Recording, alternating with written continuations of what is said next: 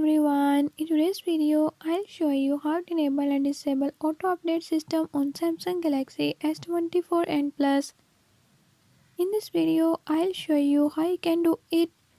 Before I start, if you are new to my channel, don't forget to subscribe and hit the bell icon. Watch complete video and learn how you can do it. Let's watch the video.